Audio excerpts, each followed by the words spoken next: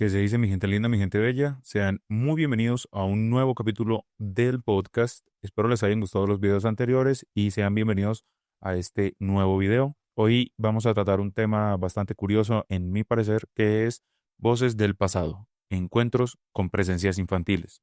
Hay manifestaciones que no se presentan con violencia ni con intención de amenaza, no interrumpen en el espacio con gritos ni con sombras agresivas. Aparecen de una forma más sutil, casi incómoda porque tocan una zona sensible de nuestra percepción, la infancia. Cuando esta presencia infantil se manifiesta, no lo hace para asustar de inmediato, sino para descolocar, para romper la lógica emocional con la que entendemos el miedo. Quienes aseguran haber vivido estos encuentros suelen coincidir en algo inquietante. No sintieron terror en el primer instante, sintieron confusión. Escucharon donde no había niños, pasos pequeños corriendo pasillos vacíos, voces suaves pronunciando nombres conocidos y la mente tarda unos segundos en reaccionar.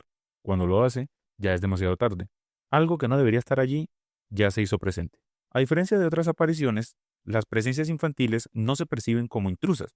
Se sienten integradas al lugar, como si siempre hubieran pertenecido a ese espacio. No parecen conscientes de estar fuera de tiempo ni muestran ninguna intención de comunicarse de forma directa. Simplemente existen, observan y se mueven, y desaparecen dejando una sensación difícil de describir, una amenaza de nostalgia, una mezcla de inquietud y silencio. Hoy, en Archivo Umbral, vamos a adentrarnos en este tipo de encuentros, no para romantizarlos ni para convertirlos en relatos sensacionalistas, sino para observar qué ocurre cuando lo que asociamos con inocencia aparece en contextos donde solo debería haber ausencia. Porque cuando el misterio adopta la forma de un niño, la pregunta deja de ser ¿qué vimos? Y pasa a ser ¿por qué nos afecta tanto haberlo visto? Esto es Archivo Umbral, un registro más de MoyoCast. Empecemos con los relatos modernos. En la actualidad, los encuentros con presencias infantiles no han desaparecido, simplemente han cambiado de escenario. Ya no se narran en cartas o crónicas antiguas, sino en hospitales, edificios abandonados y complejos residenciales, carreteras donde nadie espera encontrarse con algo así. Lo inquietante es que incluso en contextos modernos y racionales el patrón del fenómeno se mantiene casi intacto. Muchos de estos relatos provienen de adultos sin antecedentes de creencias paranormales, personas que describen haber escuchado risas infantiles en turnos nocturnos o haber visto figuras pequeñas cruzar los pasillos donde no había nadie más. En la mayoría de los casos, la experiencia es breve, pero lo suficientemente clara como para no poder descartarla como un simple error de percepción. Un elemento común en estos encuentros es la sensación de cercanía. No se trata de una presencia distante o amenazante, sino de algo que invade el espacio personal. Testigos hablan de pasos atrás de ellos, de una sombra a la altura de las rodillas o de una voz suave que parece estar justo a su lado, sin que haya una fuente visible que la explique. Uno de los relatos más repetidos ocurre en viviendas antiguas habitadas por familias jóvenes, padres que escuchan a sus hijos hablar solos por la noche, responder a preguntas que nadie les hizo o describir a otro niño con el que juegan, aun cuando no hay visitas ni vecinos cercanos. La inquietud no surge del miedo inmediato, sino del reconocimiento de un comportamiento que no encaja con la realidad.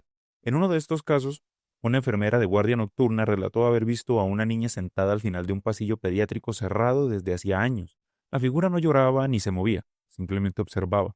Cuando la enfermera se acercó, convencida de que se trataba de una paciente extraviada, la niña simplemente salió corriendo sin emitir ningún sonido y desapareciendo por completo, dejando el pasillo completamente vacío y en silencio, y a la enfermera envuelta en una absoluta confusión mezclada con horror. Estos encuentros modernos tienen algo en común. No buscan llamar la atención y no se presentan como advertencias ni como amenazas. Ocurren de forma casi casual, como si la presencia infantil no supiera que está fuera de lugar. Y quizás por eso resultan tan perturbadoras, porque obligan al testigo a convivir con la duda mucho después de que la experiencia ha terminado. Hay explicaciones psicológicas. Desde la psicología, los encuentros con presencias infantiles suelen analizarse como manifestaciones ligadas a estados mentales específicos, como la fatiga extrema, el estrés prolongado y la privación del sueño. Pueden alterar la percepción, haciendo que estímulos ambiguos se interpreten como figuras reconocibles. El cerebro, en su intento por dar sentido a lo incompleto, recurre a imágenes profundamente familiares, por ejemplo, la figura de un niño. Otro factor relevante es la carga emocional asociada a la infancia. Recuerdos reprimidos, pérdidas tempranas o experiencias no resueltas pueden proyectarse en forma de experiencias externas. En estos casos, la mente no distingue entre lo interno y lo externo y construye una experiencia que se percibe como real.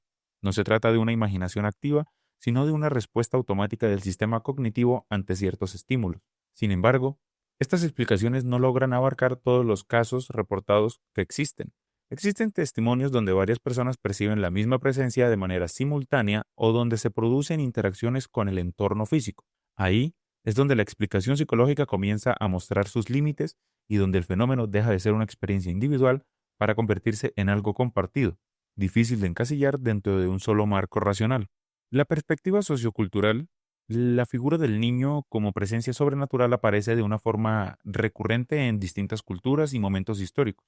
No se trata de una coincidencia, sino de un símbolo profundamente arraigado a la construcción social del miedo y la pérdida. El niño representa lo inacabado, lo frágil, aquello que no tuvo tiempo de desarrollarse por completo, y su aparición rompe con la idea de un ciclo vital ordenado. En muchas tradiciones, los espíritus infantiles no son vistos como entidades malignas, sino como almas que quedaron suspendidas entre dos estados. Su presencia suele asociarse a lugares marcados por abandono, enfermedad o tragedia colectiva. Escuelas cerradas, hospitales antiguos y orfanatos aparecen una y otra vez en los relatos, como si la memoria del lugar se negara a desaparecer junto con quienes lo habitaron. Culturalmente, estas presencias generan una reacción distinta a la que provocan otros fantasmas. No despiertan un miedo inmediato, sino una incomodidad más profunda, casi moral. El observador se enfrenta a la idea de que algo vulnerable permanece donde no debería, y esa permanencia cuestiona nuestra relación con el pasado. La culpa y el olvido, el miedo en este caso, nace del reconocimiento y no de la amenaza. En sociedades marcadas por conflictos como epidemias o altas tasas de mortalidad infantil, estos relatos adquieren aún más peso. La figura del niño espectral funciona como un recordatorio colectivo de lo que se perdió, y no fue elaborado emocionalmente.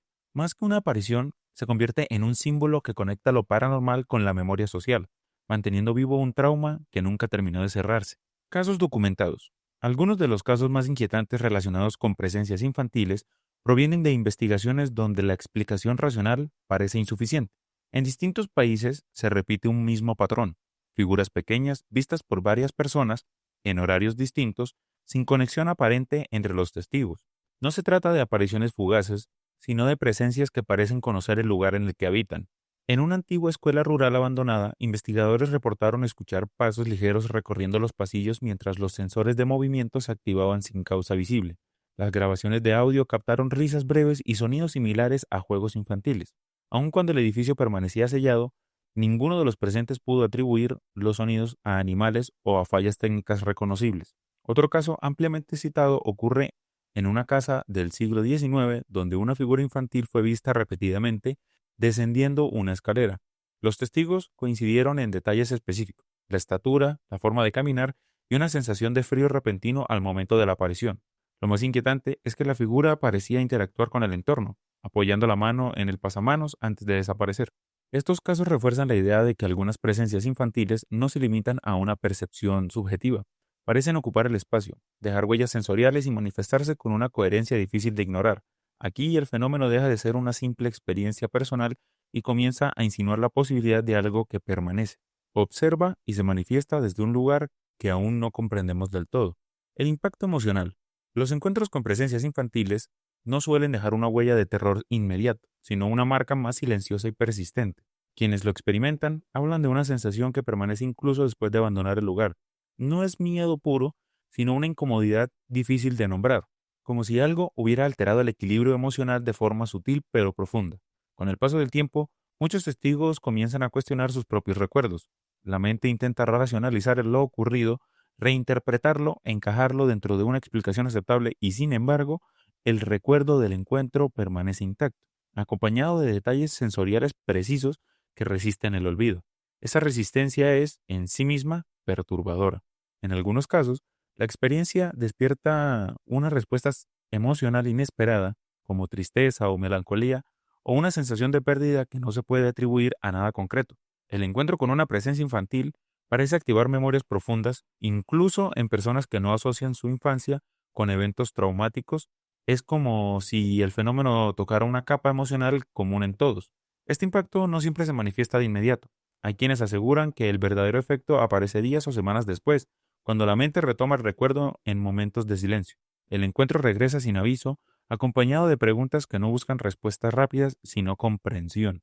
Lo vivido se transforma en una grieta permanente en la percepción de la realidad.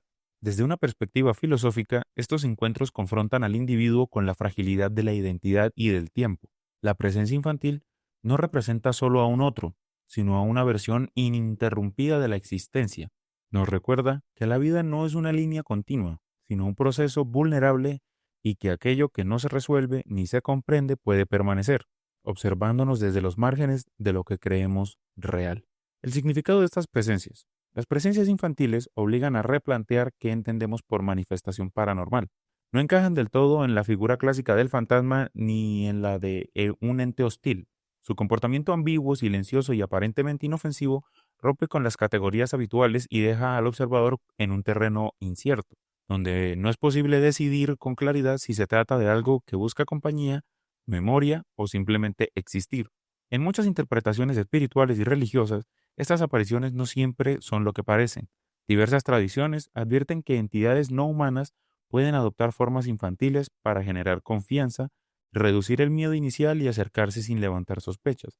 La figura del niño funciona como un disfraz perfecto, apela a la empatía y desarma la defensa emocional y desactiva el instinto de huida. Dentro de la demonología clásica, se menciona que ciertas entidades utilizan apariencias inocentes para engañar al observador, no como un acto inmediato de violencia, sino como una estrategia de confusión. La intención no sería el daño físico, sino la alteración de la percepción y la generación de apego o la siembra de una duda. El verdadero peligro no estaría en la forma, sino en lo que se oculta tras de ella. Sin embargo, no todos los encuentros apuntan necesariamente a un engaño.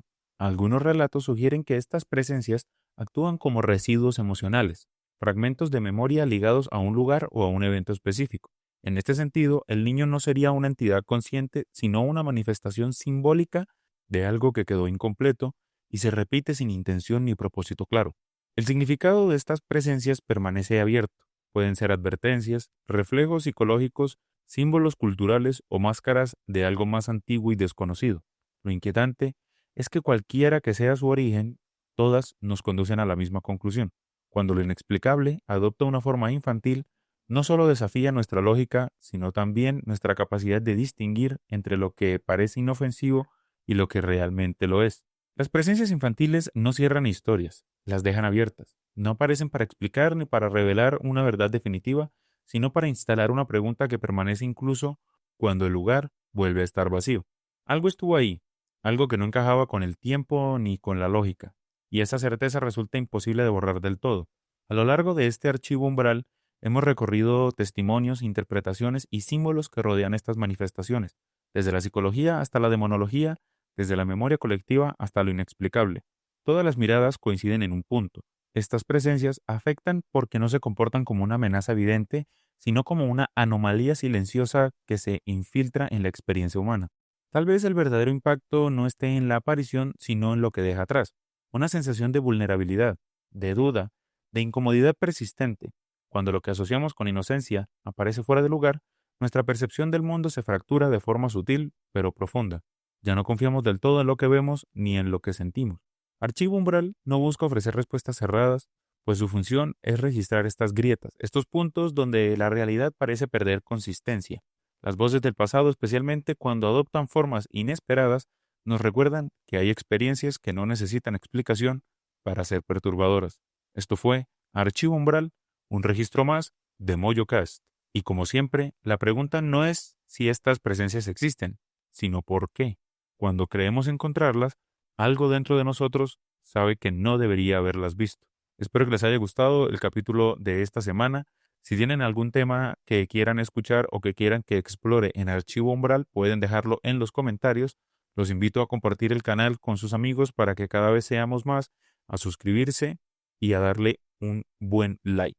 Nos pueden seguir en otras redes sociales como @moyo-conde, @avance-01 y @perro con perro- en Instagram.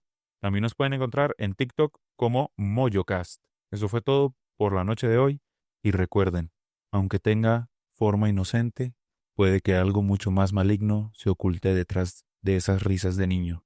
Buenas noches.